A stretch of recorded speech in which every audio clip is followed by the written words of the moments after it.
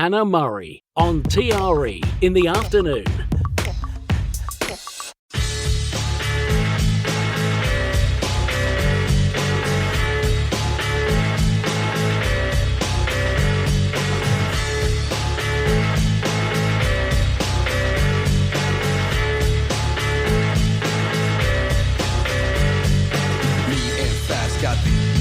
Out the bank, you got Steve outside, counting full pack, and everything's cool and everything's smooth. Hey, that's smooth. I walk up to the teller, I give her the letter, she gives me the loot, with puckered up lips and a wink that I found cute, and I said, baby, baby, baby, is there some karmic G-love thing happening here, baby, or what? By that time, fast tapping with the said it's time to blow, you know. So out the door we go, back to the ride. Steve inside in the lot, and off the drive. You see I hurt my lower lumbar, you know we never get far. Riding around in a stolen police car. So we dropped it off and piled in the caddy. Steve was driving, cause I had to talk to my man. I don't know anything about any setup. You can torture me all you want. Torture you, that's a good idea. I like that one. Running around, robbing banks, all whacked on the Scooby snacks. Running around, robbing banks, all whacked on the Scooby snacks.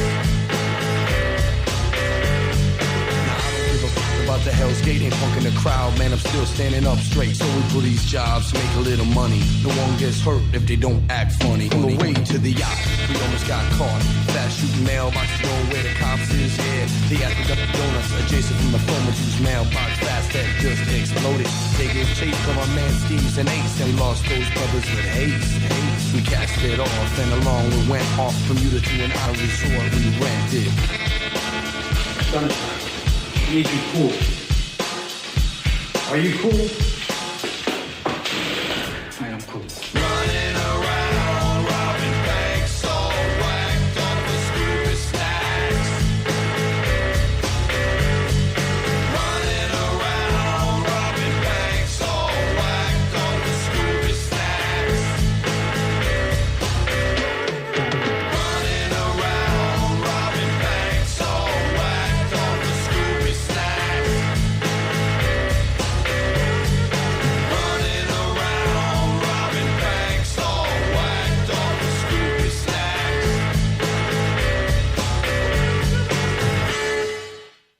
There we are, fun-loving criminals and Scooby snacks. I managed to find the clean version because joining us on the line now is Huey Morgan, who grew up on the Lower East Side of New York City in the 70s and 80s, then toured the world with fun-loving criminals, including the Pyramid Stage at Glastonbury in 1999. Scooby Snacks was their biggest hit, which hit the charts, hit the charts around the world in the mid-90s. He's now an award-winning BBC broadcaster.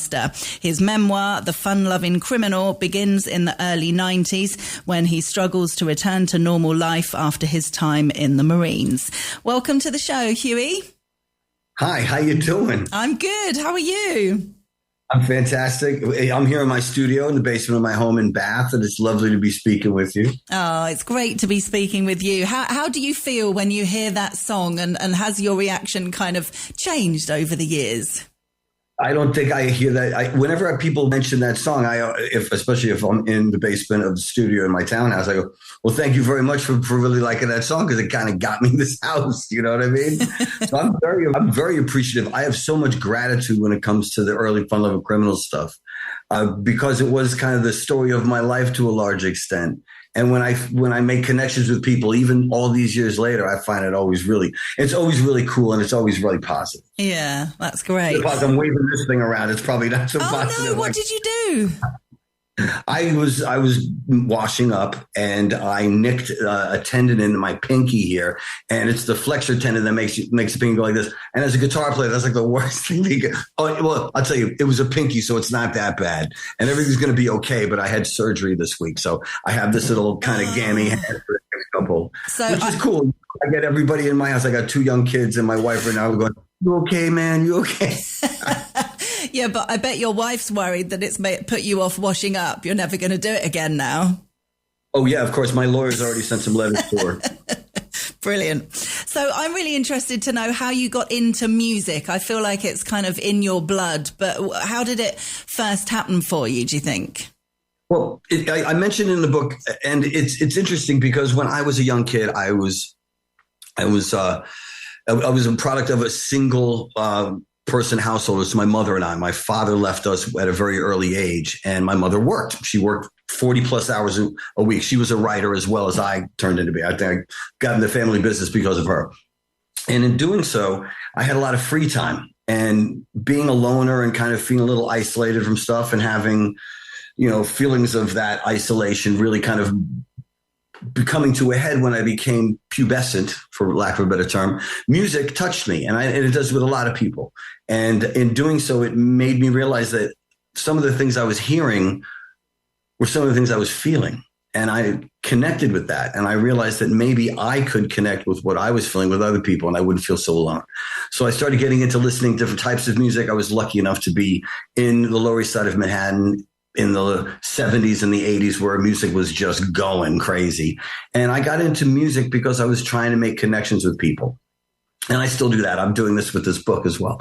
But the idea that I had found that I wasn't alone was something that I think propelled me to make music my life, because I found in that world of music, there wasn't as much judgment as there was outside of it.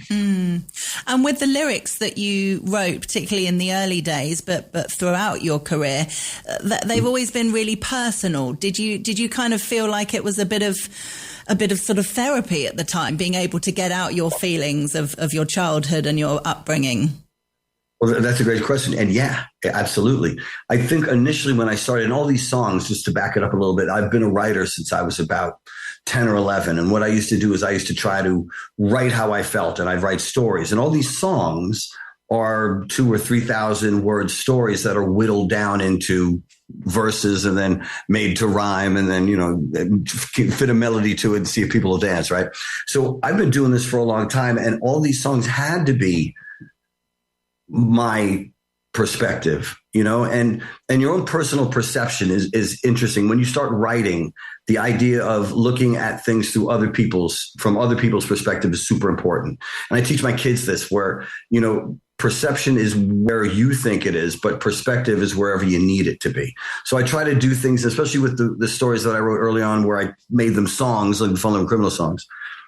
I tried to, when I did, I guess, boil them down to song form, I tried to make them things that were universal in theme, not necessarily framed. I mean, obviously you can frame a lot of things in different ways, but the universal themes underlying them were human emotions and things that we all go through in daily life.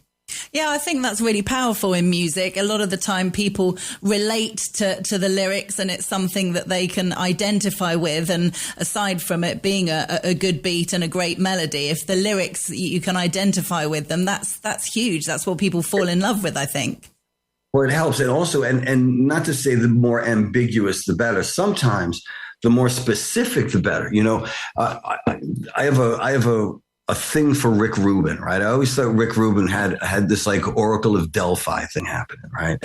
And he mentions that when you do create stuff, don't polish it. The thing that makes it unique and makes it something that would connect with somebody is its imperfections, is its authenticity, the fact that it does just come from you, like a good conversation would when you meet someone in person. Good art can do that. Yeah. Yeah. I have to ask you about Scooby Snacks. I remember when it came out and we were all debating and we were all debating what a Scooby Snack was. And we were like, are they hash cakes? Is it ecstasy? It's Valium. I just found out. Yeah, it's in the book. Yeah. We had a guy who was a security guard in one of the nightclubs we worked in, and his dad was a pharmacist.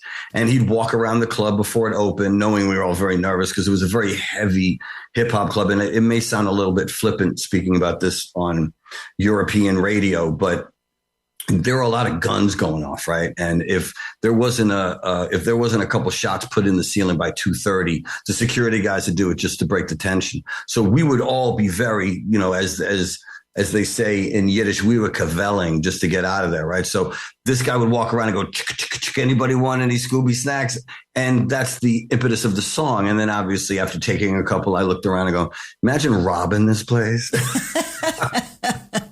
Oh, amazing. And you know what it is? And all that comes from, because I remember I told my son that exact story, and he goes, but Dad, like, why would you think, well, wouldn't it be cool to rob this place? I go, kid, you don't know. Do your ancestry DNA.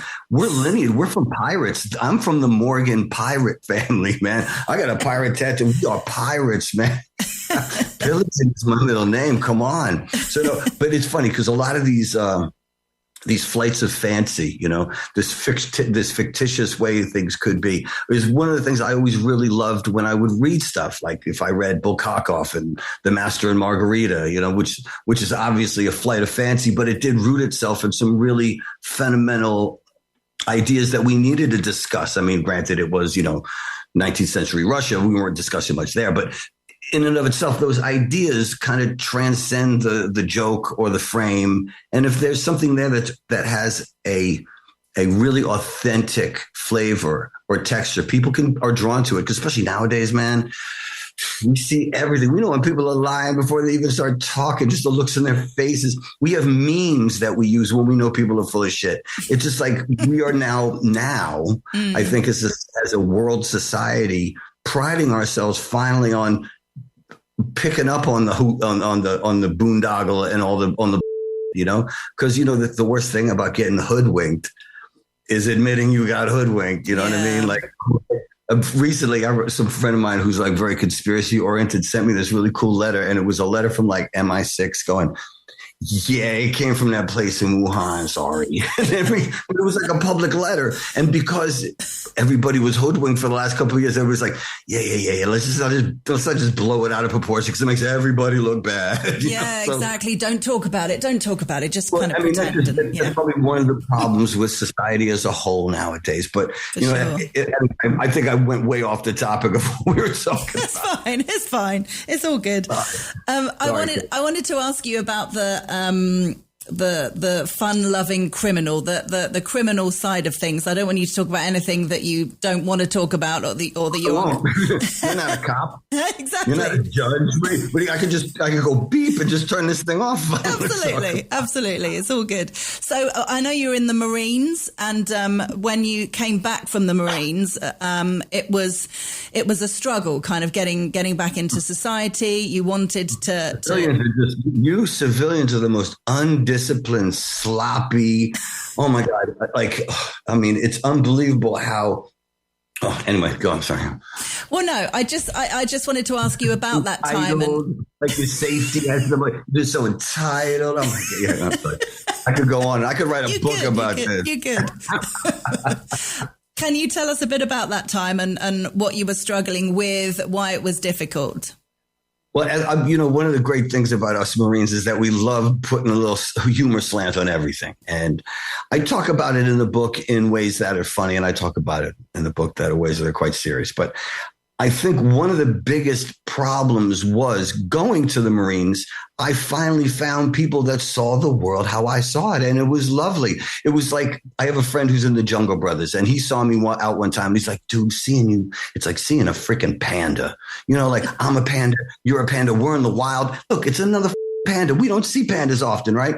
So when you find a whole 200,000 pandas and you're all hanging out together and you're blowing shit up and jumping out of planes and having fun, when you leave that, you're kind of like, oh man, where are all the pandas, bro? And then you go out and you find a bunch of sheep, and there are no pandas. No one's got teeth. Everybody's entitled and wrapped in bubble wrap, and just, their opinions are based on they're like seat cushions. Their opinions are based on the last person who farted on them. And this is kind of like how I saw society, Yeah. And frankly, I was disappointed enough to write a song called I Can't Get With That about this whole thing, right? So this is another thing. I wrote long stories about how I felt, and I boiled them down to my first album.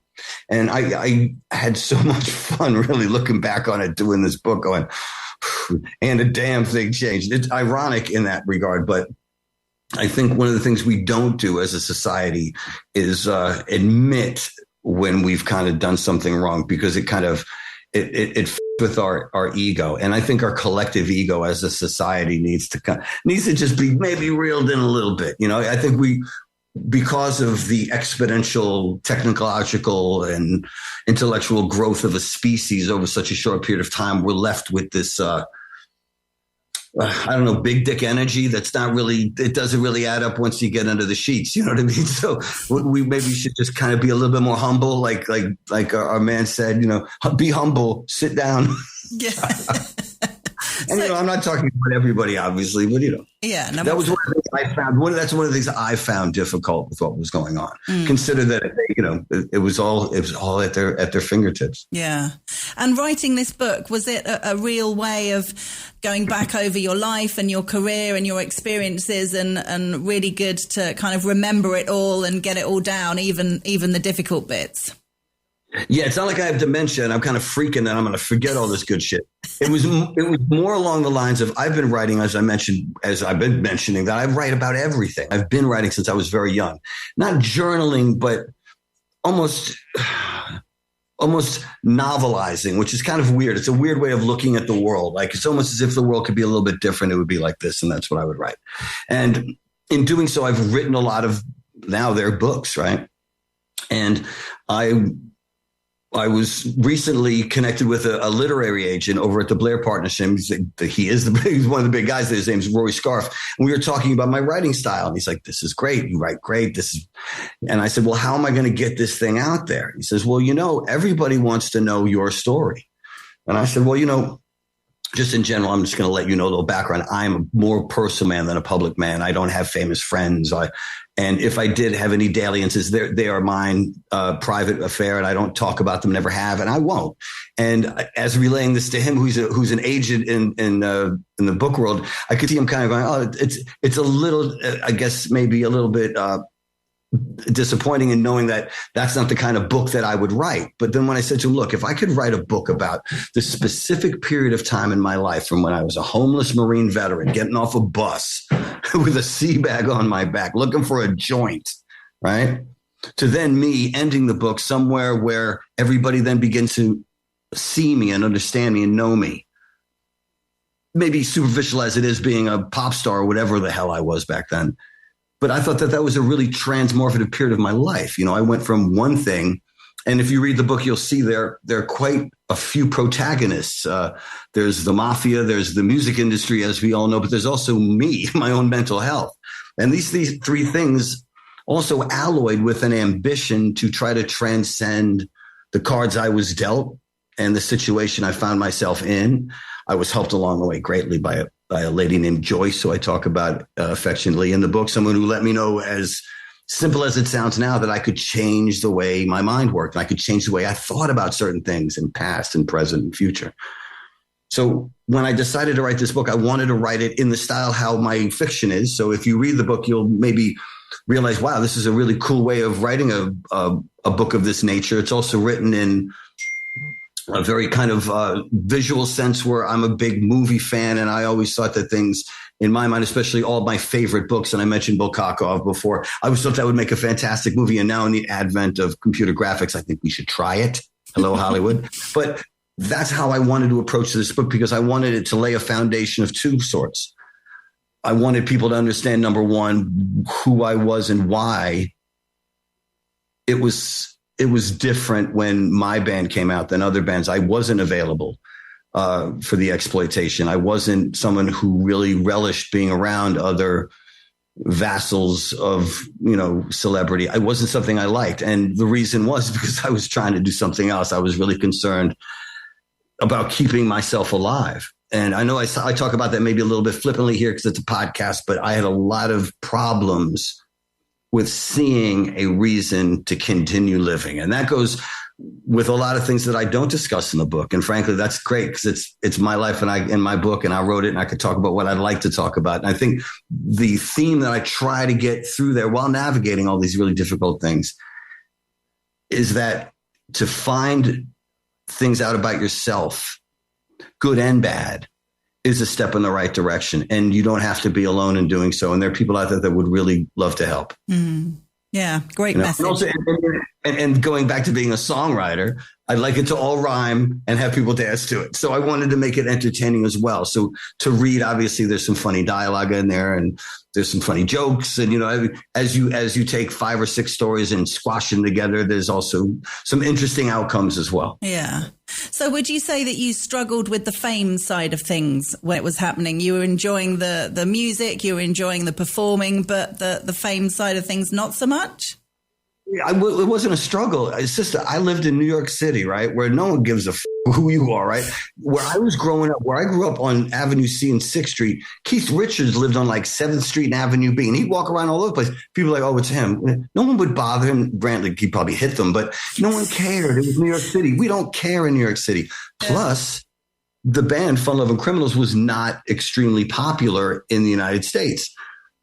And that combination was great for me because I would go and do my tours and do my promo and do whatever I had to do to make a living being a musician so I could get back in the studio, which was in the book. I talk about all this on stage stuff and all this MC and all this, stage craft people so lovingly refer to me with. It's all just a dalliance for me to get back into the studio where I really, really want to be. So I guess I forgot the question actually at this point, but I think what you're trying to ask me was more about and actually I completely forgot. Fame. It was about fame, just talking about. Because I had avoided it. Was never something that really entered into the equation of being a musician. Like I mentioned, exactly. That's why I got sidetracked because I didn't think about it. It was be on stage, get off stage, you can get in the studio.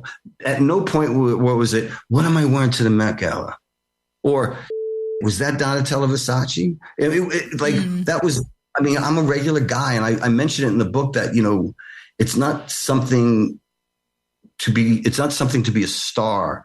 It's something to be an artist, and that's all I really wanted to do. I always just wanted to be an artist. I wanted to be a session guitar player. This whole lead singer shit happened only because the other dudes were talking about their dick and cars too much. And I just thought that was stupid. So we didn't have them in the band, I have to say one of my favourite songs is Daylight. I'm quite friendly with Rowetta, who I've met quite a few times over the years here in Spain. And I interviewed her when Daylight came out. And was that a fun song to do? Quite a different style, I thought. Yeah, that was during a period of time with the band that I had very little to do with them. So, yeah, I didn't really have anything to do with Rowetta singing on that track. It's a Georgie Fame song, I remember, right? Yeah, I mean, yeah. It was just a few years before you left, wasn't it? Yeah, there was a whole lot of stuff going on there. Yeah. Okay. And do you miss any of it, or is it just a chapter of your life that's done and you're on to new things now? Yeah, I don't really miss those guys or that situation at all. No. No, fair enough. And you're happy in the UK doing lots of radio and stuff. I am. The ankle monitor has been released, so I could be anywhere I want. I choose to be here now. Brilliant. Well, it's been great to chat with you, Huey. Thank you so much for joining us. If listeners want to get a copy of The Fun Lovin' Criminal, a memoir, it's out now. It's available on our website, and it's by Huey Morgan, who we've been chatting with. Huey, thank you so much. Thank you for taking the time, and buenas tardes. Buenas tardes.